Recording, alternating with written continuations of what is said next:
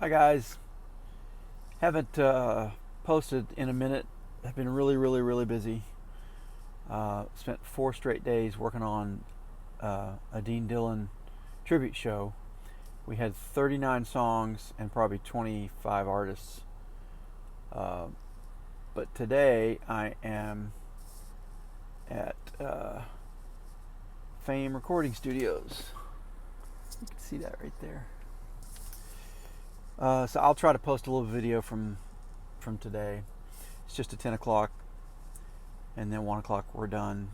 Boom, got to go home and try to get 2 more mixes done before we leave Wednesday night for Green Bay.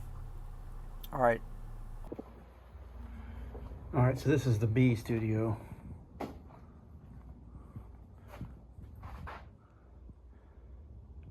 It's actually about as big as the other one.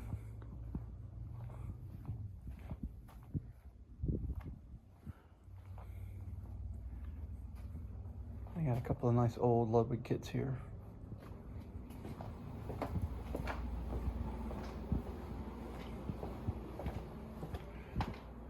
There's the control room, the B. And check this out.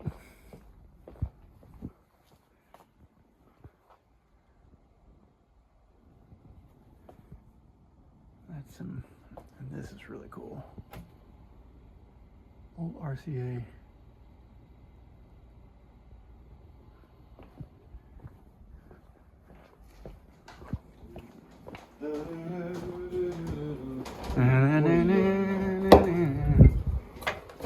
All right, so this is. Yeah. All right. Yeah, that's great, man. Bruce overdubbing. Just give me a little harmonic thing there. This is the A room.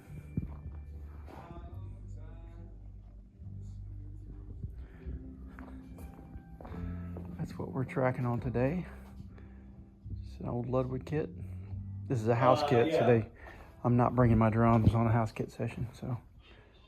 Well, I just listened. I noticed Bob is Let's listen to. Let's see if you can get how it sounds together now with this. There's the piano, old Whirly, B3. Let's go in the control room.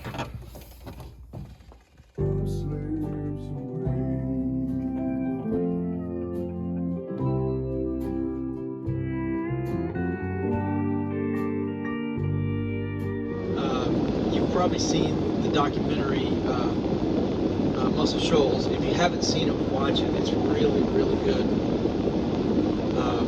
Yours truly is in it, actually. I actually have a screen credit right next to Wilson Pickett's name. So basically I was just playing drums there and got on the movie. We did a 2-day project for Candy State there.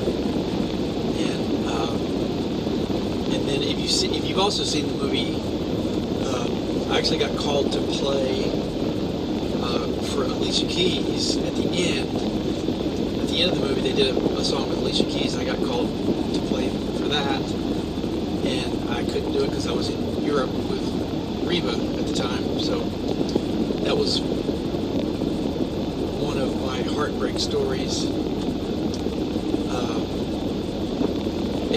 Anybody that's in this business has got tons of heartbreak stories. You know, they actually do tours several times a day. So you can, if you're down there, you can actually take a tour of the studio, and just the whole vibe of the place is amazing. It's literally been there since the '60s, and it literally has not changed at all. All the same pictures are on the wall.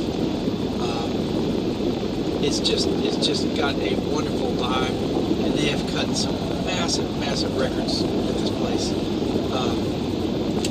You should, if you see the movie, you'll see some of the songs that they cut, and it's pretty mind blowing. The artists that have been in, we're talking Rolling Stones, Etta James. I mean, the list just goes on and on and on and on. It's just a fun place to cut. I probably go down there about 4 times a year. It's just a beautiful drive. It's about 2.5 hours down there. There's Amish on the way down there in the buggies, the town that they live in, there's actually a hitching post to the Dollar General. So, quick funny story about Fame. I had played down there before, but I had never worked with Rick Hall, and so I got called 2 or 3 times to work for him, and it was always, he always called me like Sunday night at 9:30 at night to do a triple the next day, and I'd be like, I'm already working, I'm sorry bro, I can't do it. And so finally, he called me and booked me on this 2-day project. So I go down, and they asked me to bring my drum, so I brought a drum kit down there. So I set it up, and I'm looking around, and there's all these guys buzzing around with these Canon D5 cameras and gimbals and all kinds of stuff. So, and my wife and I have our own little indie band. We like to shoot our own videos. So I was immediately interested in talking, to the guys, and talk to them about their gear and about their cameras and whatnot. Got to know some of them.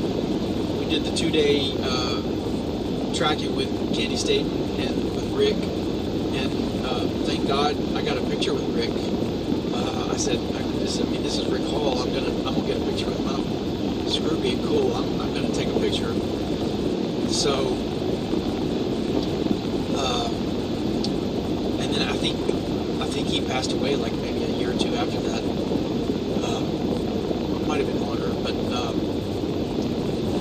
he was just, he's a legendary producer. The list of projects that he's produced are mind-blowing. Anyway, so I guess it didn't really hit me why they were all down there filming.